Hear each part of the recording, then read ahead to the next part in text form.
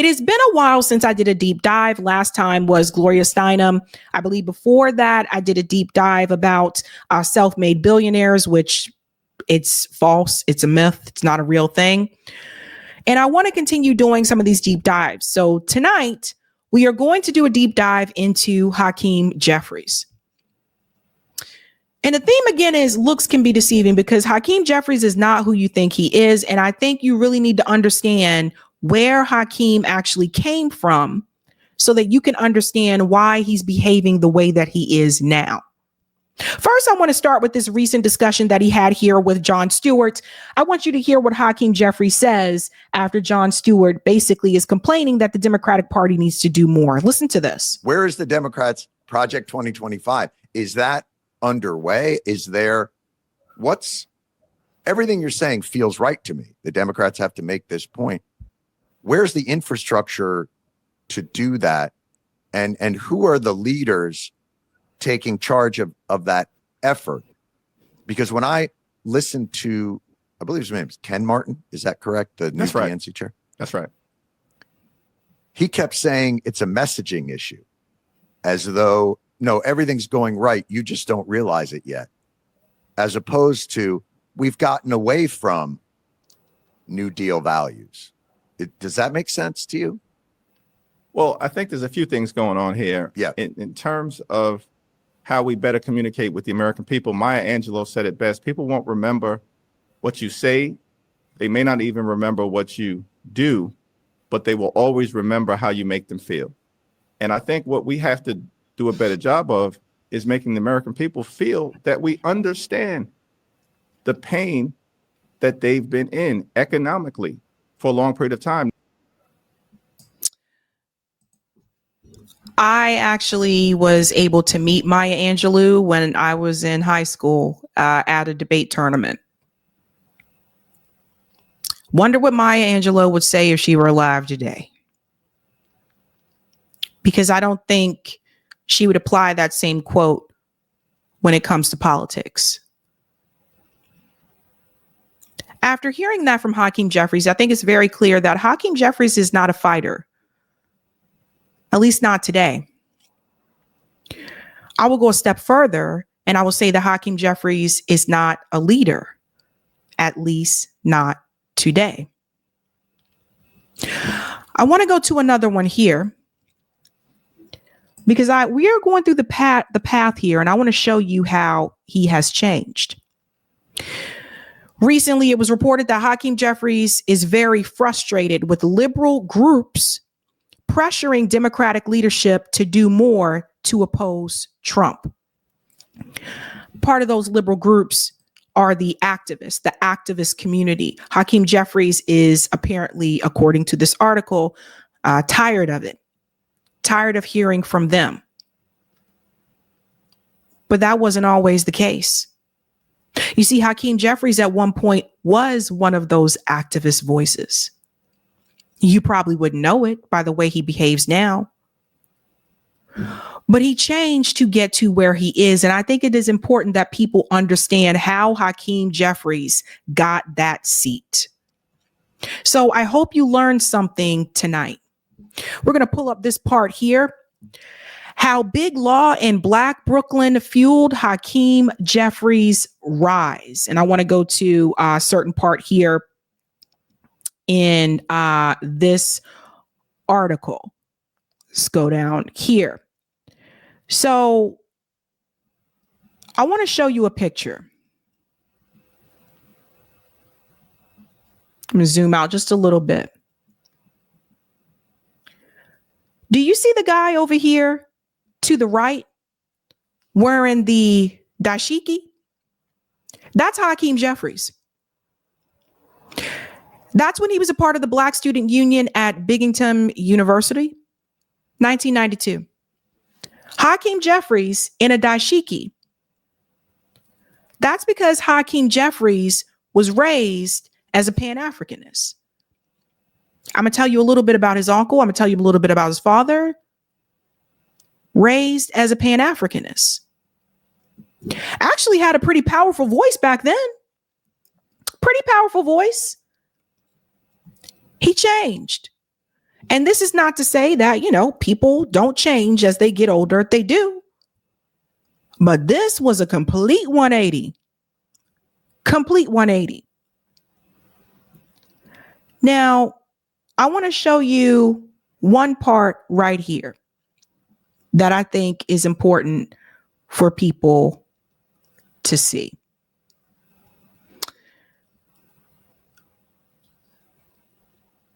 It is about his uncle. The campus at Binghamton University was in uproar. Whispers of outside agitators swirled among the mostly white student body. Security was heightened. The source of friction was the planned appearance of a polarizing Black studies professor who had referred to white people as ICE people and accused, and they said rich, well, you know what we're talking about, of financing the slave trade. Outraged Jewish students demanded the event be canceled. Their Black peers were incensed over the potential censorship.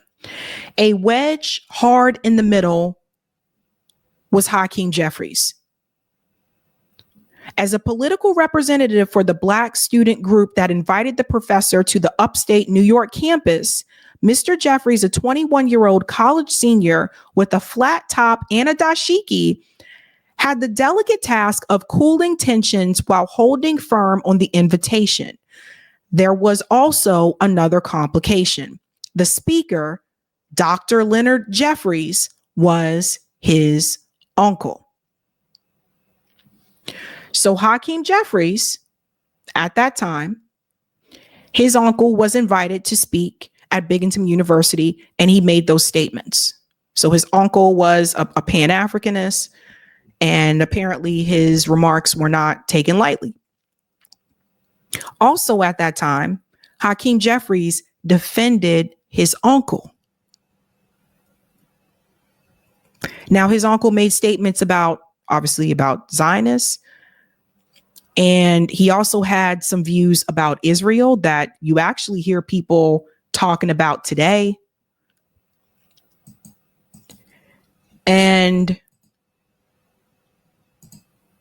we need to ask, like, how this happened. Let me make sure I got the right one. We'll go down. The whole family were Pan-Africanists. So you can see here's a picture here. A child of Black Brooklyn. There's his dad. There's one of them is Hakeem, the mom, the two sons. Notice they all have on dashikis, right? They were all Pan-Africanists. Here's the part that I want you to hear. It says his mom was a social worker. She traced her roots to Cape Verde, the islands off the west coast of Africa, colonized by the Portuguese. His paternal grandparents moved north during the Great Migration, carrying stories of slavery and lynchings. His father, Marlon Jeffries, was a substance abuse counselor who once ran an unsuccessful campaign for state assembly on a civil rights slate. He and his wife named their elder son Hakeem, which we pull down here, which connotes wisdom in Arabic and West African traditions. Let's fast forward here. Marlon Jeffries shared that emphasis with his brother Leonard. That's what I was just telling you about, who led the Black Studies Department at City College of New York. Professor Jeffries' scholarship pushed the history of Africa and its diaspora towards the center of European-dominated narratives. But in the 1990s, his work began to attract intense backlash among white academics and political figures. And we talked about what Leonard Jeffries said, right? Like Leonard Jeffries made some statements about Jewish people and about Israel. And basically he was given a different perspective that they obviously did not want. Again, some of the things that he said back then, people are saying today after October 7th. So just keep that in mind. So that's Leonard Jeffries right there. Now, listen to this part. Mr. Jeffries, who had long support in Brooklyn, the Brooklyn Orthodox Jewish communities, has distanced himself from his uncle's views and at times sought to minimize what he knew about the controversy in the 90s, despite his role defending Dr. Jeffries at Binghamton. So here's the first red flag. Hakeem Jeffries decided to distance himself from his uncle because his uncle was not favorable in the Jewish community because of his remarks and including some of the things he said about Israel. But he defended his uncle when his uncle came to speak at Binghamton University. He defended him. Later on, he decided, I'm going to distance myself from him.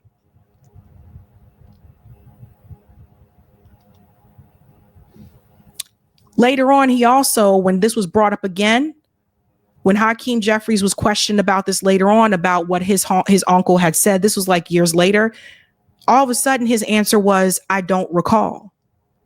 Now, all of a sudden, he doesn't recall his uncle speaking at Binghamton University. This was the beginning of the change. Distancing himself from a family member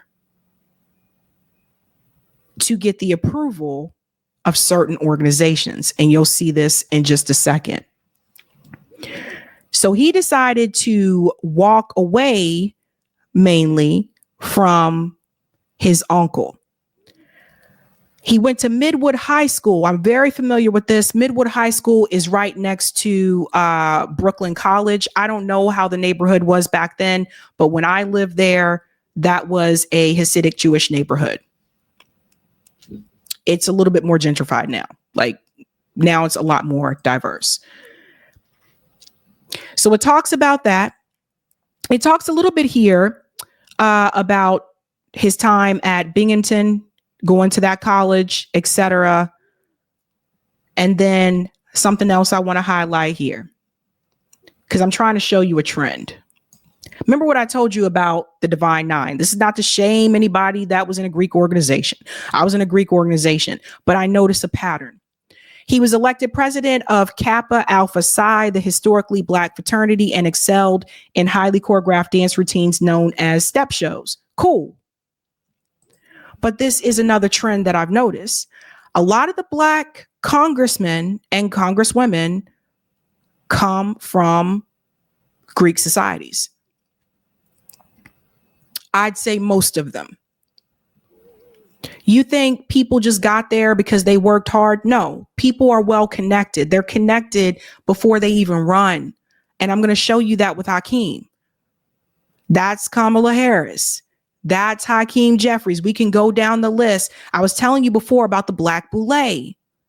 So they were already connected. And I would say that someone like Hakeem Jeffries was already handpicked. So as someone who had that strong voice back then, was a Pan-Africanist, was speaking out against certain things, this is often the type of person that certain organizations look to bring them into those political positions.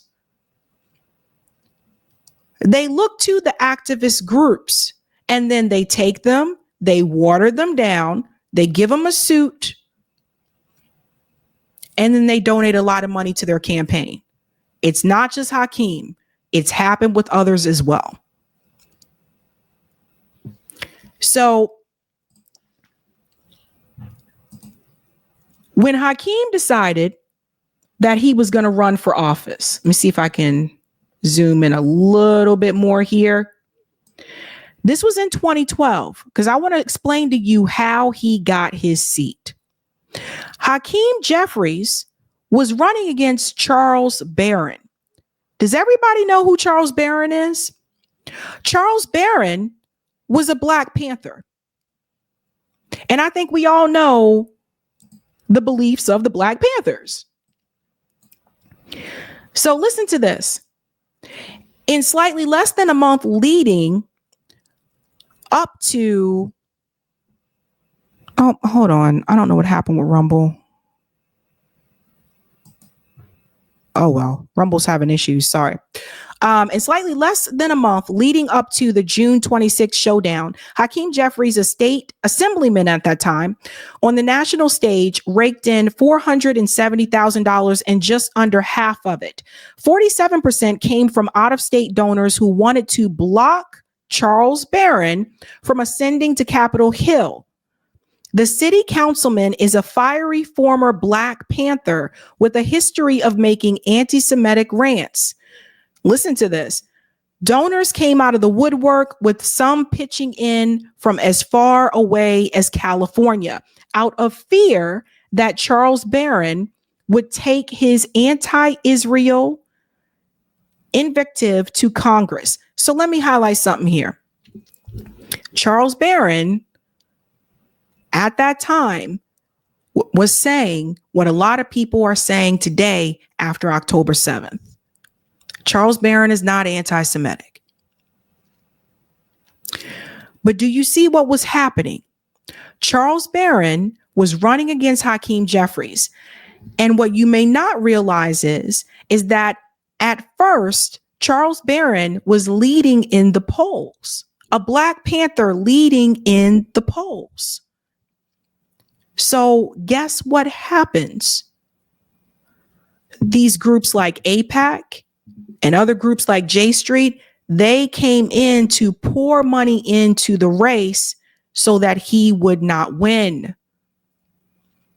Does that sound familiar? So when you hear about Cori Bush losing her seat because of AIPAC money, when you hear about Jamal Bowman losing his seat because of AIPAC money, I want you to know that even though Hakeem said he thought they should still be in Congress, what Hakeem didn't tell you is that he was a part of this same activity against Charles Barron. He was used to it. He knew about it. He goes on to say, when Jeffries' June haul was broken down further, the percentage of the donors from outside of the city was 60%. It goes on to say here, I've known about his opponent, Charles Barron, for many, many years. Nasty, divisive. I believe he's anti-Semitic. We don't need a guy like that in office. That was coming from Stanley Wasserman of Westchester County. Does this sound familiar? Because Charles Barron was pro-Palestinian. He had solidarity with the Palestinian people, just like Nelson Mandela did, just like Kwame Ture did. So big money from those pro-Israel groups came in and said he cannot win because if he wins, he's not going to vote in favor for the Israel agenda. Does everybody understand that Hakeem Jeffries was not the strong candidate in that race? So when you hear him speak the way that he did to Jon Stewart, he was never the strong candidate. Let's go on a little bit more here. It goes on to say here that Jeffries' camp acknowledged the role of those donors, but noted that his support within the district was close to all inclusive. So everybody need to think about this, how money from the outside came in to stop him and to elevate Hakeem Jeffries. And then there's this one. When all else fails, you go with the smear. So there was a smear used against Charles Barron to make him dip in the polls. And guess who the smear merchant was? It was David Duke. The same trick that was done to Jill Stein in 2024 was done to Charles Barron in 2012. Let's bring this up here. David Duke endorses former Black Panther. I'll take the anti-Zionist any day. Everybody see how this works now? I told you it's a machine. They do the same thing. They don't have new tricks. They've been doing the same thing over and over. So it says, Former Grand Wizard of the KKK, David Duke, released a video announcing his endorsement of Charles Barron, an affirmative action supporting African American who is running for Brooklyn's 8th congressional district, and conflicting priorities old Duke faced are just mind-boggling. So what they did, and I think we have a picture of Charles here, or the picture of Charles is further. What they did is that they got David Duke, because I'm not stupid, right? If you get someone like David Duke to endorse that candidate, then obviously people are going to have a pause and they'll say, whoa, if David Duke endorsed him, this is not someone we should be supporting. So all of a sudden he dips down in the polls. They did it to Jill Stein last year. This is why I've continued to say I think David Duke is an op for the Democratic Party. Now,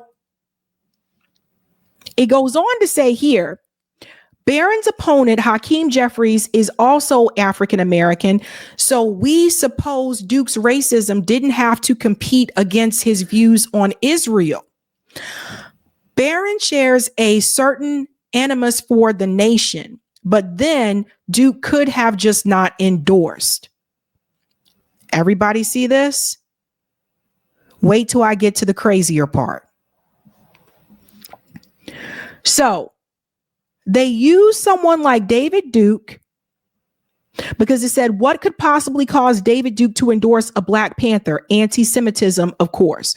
So in comes David Duke endorsement, and that puts a hit towards Charles Barron. And then the next thing you know, he's no longer beating Hakeem Jeffries in the polls, and Hakeem Jeffries moves on, surges up in the polls, and that's how Hakeem Jeffries got that seat. And you need to know that. You need to know that the same thing that was done to Jill Stein, part of the same thing that was done to Cori Bush and Jamal Bowman, was also done to Hakeem Jeffries' opponent. Now, it gets a little bit crazier because I got to show you this. When Hakeem Jeffries was in college, this is the spook part. He wrote an editorial in 1992. It was February 21st. Silence No More, the Black Conservative Phenomenon. And Eric, I don't know, can we zoom in on this or does it take it away? We probably can't. I'll just let them know where it is right here. Hopefully you guys can see it a little bit. It's kind of hard to zoom in with this document because this is, no, you can't. Okay. The Black Conservative Phenomenon by Hakeem Jeffries. The only part of this article that I want you to pay attention to, which is crazy as hell. Hakeem Jeffries wrote this. And I wish I could highlight it for you guys, but I can't. Oh, it's old. Tippity top right here. Of course, there is David Duke. While running for governor in Louisiana in 1991, he blamed the state's economic problems on welfare mothers, crack babies, and that radical organization, the NAACP. This is the method of the white conservative. Okay. 1992, Hakeem Jeffries writes an article, The Black Conservative Phenomenon. And one of the people that he mentions in that article is David Duke. Now, call me crazy, but I find it a little bit weird that Hakeem Jeffries talks about David Duke in that 1992 article when he was in college. And then it just so happens that it's David Duke that endorses his opponent, Charles Barron, causing Charles Barron to sink in the polls, which he was ahead, and Hakeem Jeffries gets that seat. Now you put two and two together and let me know. But I find that to be a little bit odd. And there's more. So as we said, Charles Barron lost in 2012. But there's something else that Hakeem did, because he was not done with Charles yet. Charles Barron ran for office again. Now, this was in 2023. This was fairly recent. or 2021, excuse me, fairly recent. Actually, no. Yeah, I was right. 2023. So it says here, anti-Israel candidate toppled in New York City Council primary. So where do you see again? Here is Charles Barron. That's Charles Barron right there. And in 2023, he ran again. And I want you to see what happened. Charles Barron, a self-described Black radical socialist who has made incendiary claims about, of course, Israel, conceded to Chris Banks, a Democratic insurgent with backing from organized labor, as well as a powerful congressman. Well, who was that powerful congressman? Because you see, Hakeem didn't go away after that.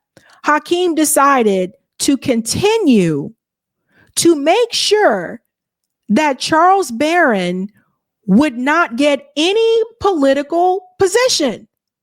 And this is what people have to see. Let me make sure I find the here we go. So Banks was who ran against Charles Barron at that point. Banks also received a boost from one of the councilman's longtime enemies, House Minority Leader Hakeem Jeffries, whose political director, Andre Richardson, worked on the campaign. Jeffries, who ran against Barron in a contentious 2012 congressional primary, has long supported Banks, who has challenged Barron and his wife, Inez, multiple times over the past decade. In a statement, Jeffries praised the projected winner as a hardworking and committed community leader who represents meaningful generational change in Brooklyn. So, even after Hakeem Jeffries won that seat against Charles Barron, when Charles Barron decided to run for office again in this council seat against Chris Banks, Hakeem Jeffries joined the likes of Chris Banks to make sure that Charles Barron would not get that seat. Who was he working on behalf of? Hakeem Jeffries wasn't doing that for himself.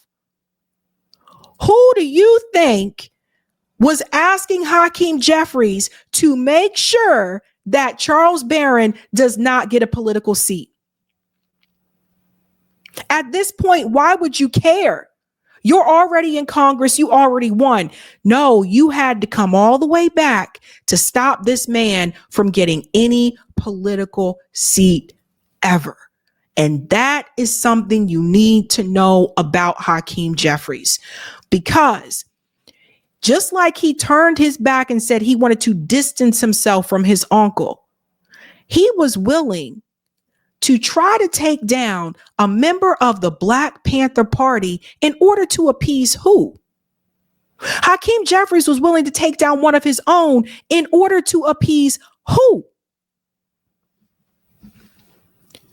I'll show you. Hakeem Jeffries is one of the Congress members that takes the most money from AIPAC.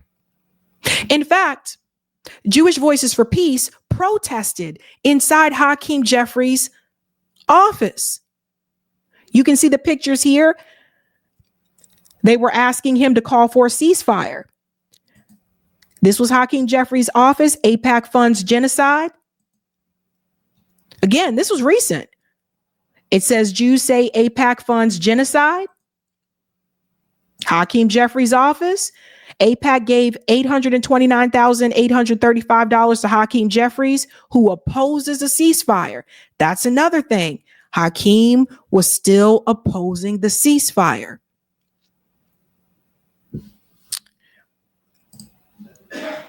There's more. If you look at the FEC filing,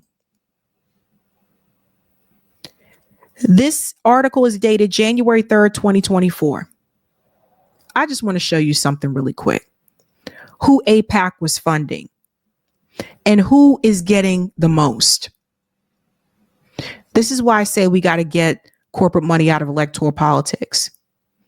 The second largest recipient in November of AIPAC donations was Hakeem Jeffries, an ally to Israel. Jeffries has rejected the idea of conditioning how Israel can use the $4 billion in aid it receives annually from the U.S., even as the country moved to reform its judiciary system in ways that critics label undemocratic. Jeffries has repeatedly emphasized his support for Israel throughout its military response in Gaza. He went on to say Congress will continue to support in a bipartisan way the state of Israel and Israel's unequivocal right to exist as a Jewish and democratic state always and forever. AIPAC sent Jeffries more than $200,000 in November. That was recent. Hakeem Jeffries was willing to sell out and go after a black man, not just any black man, but a Black Panther for AIPAC. He was willing to sell out his own. Isn't that something? The same guy who had on the dashiki, the same guy who was a Pan-Africanist, the same guy was willing to sell out one of his own and fight against one of his own for AIPAC, for Israel. When I tell you a lot of times we don't have no allies, a lot of times we don't have any allies. And sometimes our own people will turn against us and do us dirty just so they can get ahead. Hakeem is one of those people. But Hakeem is not alone. What people have to understand is that Hakeem Jeffries, not only is he not a fighter, he's not a leader. Hakeem Jeffries is a follower. And that's exactly what they want in Congress. They don't want someone who's going to buck the table. They don't want someone who's going to try to fight and stand up for something other than their agenda. They don't want that. They want a yes, sir follower. And that is exactly who Hakeem Jeffries is. So while everyone's upset about his response on Jon Stewart's show, and everyone's upset when he said, what do you want us to do? We're not in power. We can't do anything. You have to understand Hakeem Jeffries was not sent to Congress to fight for you. Hakeem Jeffries was not sent to Congress to fight at all. He was sent there to nod his head and to go along with what the donors want, in particular, Israel and AIPAC, so much that he would do what he did to Charles Barron, which I think is absolutely dirty. So much that he would sit up there and say he doesn't seem to remember his uncle coming to his college and giving that speech. So much that he would say, I'm going to distance myself from my uncle. That is opportunism. That is careerism. But I want to tell you how they get someone like Hakeem Jeffries to begin with. They are going after people who typically are the activists, are the louder voices, are making waves. They're going after those people and they're grabbing a hold of them and telling them you should run for office. You would be great at that. Oh, yeah. And if you support Israel's agenda, we can donate money to you and help your campaign, and you'll go very, very far. The moment Hakeem Jeffries said yes to that, he made an agreement to put Black people last and to put Israel first. Don't get it twisted. You got to understand. And he was willing to do it. That's why you don't hear him fight for anything. That's why you don't hear him out there. You never see his ass out there in the streets protesting. He took off the dashiki and put on a suit and got a haircut and went to Congress and says, yes, sir. Meanwhile, people at home are looking at Hakeem Jeffries and they're thinking he's a leader in the Black community. Really? What is he doing for the Black community? The last time I heard him speak publicly was with Jamal Bowman before all this mess happened, and they were talking about a hip hop holiday. So Hakeem Jeffries is there to give you some type of virtue signal bullshit, but not something that's going to help the Black community. That's what he was sent there to do. And while he does it, they will continue to give him more donations and make sure that anybody that tries to primary him does not win.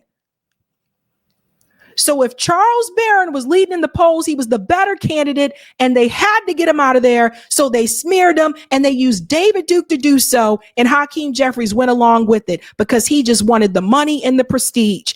Hakeem Jeffries is not looking out for you. He is what Dr. West would call a black face in a high place. He will put Israel before you, even if it means he got to ignore you. But he's not alone. This happened with someone else. His name is Van Jones. This is back in the 90s when Van Jones was also an activist. When Van Jones had dreads and t-shirts and said, you got to fight back against the system. When Van Jones wasn't wearing a suit. Before Van Jones got thousands of dollars from Jeff Bezos. They get to the activists, they take you, they corrupt you, and then they own you. And you can never go back to the street after that. Listen to what he said. Now, if students can do that in 1960, if students can do that in 1970, if students can do that in 1985 and 86, in 1993, when we have the United States government building a death camp, a concentration camp for black people who have done nothing wrong but get sick and want justice. That's all they've done wrong. If we can't close that death camp, if this generation cannot prevent another Japanese American internment, in our lifetime, we should all get haircuts and go get regular jobs and give it up. That was Van Jones saying, if we can't do this, we should all go get haircuts and get regular jobs and put on a suit. And that's exactly what he did. People are selected. The AOCs, the Hakeem Jeffries, the Kamala Harris, the people, the these are people who at some point had some type of activism. They go after these people, the Cory Bookers. They made a deal with the devil a long time ago and they can't get out of that deal. And this is why we have to bring up MCSDS. Eric, can you bring this back up? I got it. When we look at money, corruption, demands, and solution, this applies perfectly to Hakeem Jeffries because that's exactly what the fuck happened to him. Money and corruption. All he sees is dollar signs. Okay? So don't get fooled because he wanted a hip hop day. He not looking out for you. That is not something that's going to uplift the black community. This is what happened here. Thank you for this, Eric. MCDS, money, corruptions, demands, and solutions. This is something that Eric has been working on and saying that we need to point out with other people. When you look at this, it says this is an easy one. They don't get much more corrupt than Hakeem Jeffries, but let's take a look. Money, corruption, demand, solution. Money. Hakeem Jeffries is awash in APAC money. But beyond that, there's BlackRock, Lockheed Martin, MetLife, real estate, a laundry list of billionaire interests. Where are working class interests? They are nowhere to be found. And this is from Open Secrets, as you can see. So you see what I'm saying? If you follow the money, you'll understand why they're not fighting for you. He's corrupt. And that's what you got to call it what it is. See, corruption. Hakeem Jeffries is the poster child for corruption. He takes it to another level, utterly shameless. And like Kamala Harris, he isn't particularly good at being a politician, but he excels at serving the top 0.1%. And that's what counts in DC. So do we think that Hakeem Jeffries is like this leader or no. Do we think he's the best interviewer? No. But he's the best at kissing billionaire ass. And sometimes that's all you have to do in Congress. Demands. So what is our demand? In the case of Hakeem Jeffries, it's simple. Resign. Step aside and make way for a new generation of representatives that work for us, the 99%. Solution. But the solution cannot be just to replace the current set of corrupt politicians with a new set of corrupt politicians. The fixes need to be systemic. Get the big money out. Regulate campaign spending and lobbying. Force transparency on the powerful. Transform our government into one that actually serves our interests. Not an easy task, but a necessary one. It starts with clear demands. It ends with mass movement that does not let up until our demands are met. So, and Eric, I think you shared that link with everybody there in the chat. These are the 11 demands. And part of the reason why we have so much corruption is because of number one, big money in politics and government. Almost everything I told you about what happened to Hakeem was because of big money. And of course, self-ambition. And they've become really clever with it. They've become really clever to the point where they sit up there and they say, let's pick someone who's black. So then the black voters believe that person is representing them and is going to do things for them. Meanwhile, that black politician is behind closed doors voting on legislation and agreeing with legislation for Israel. All of your issues half the time aren't even on the table. And if they are, they're pushed to the bottom of the list. But you keep voting for them because they look like you.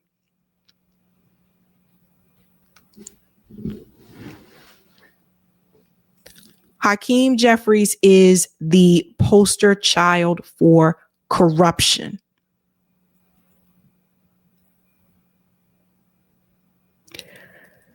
The big one for me is the walking out on family. Because Dr. Leonard Jeffries, like I said, a lot of the things he said are things that people are saying now. And he said, I'm going to distance myself from him because he had political ambitions. And I guess he felt like his uncle's rhetoric would hold him back, even though he had defended him. So now all of a sudden, you don't remember defending nobody.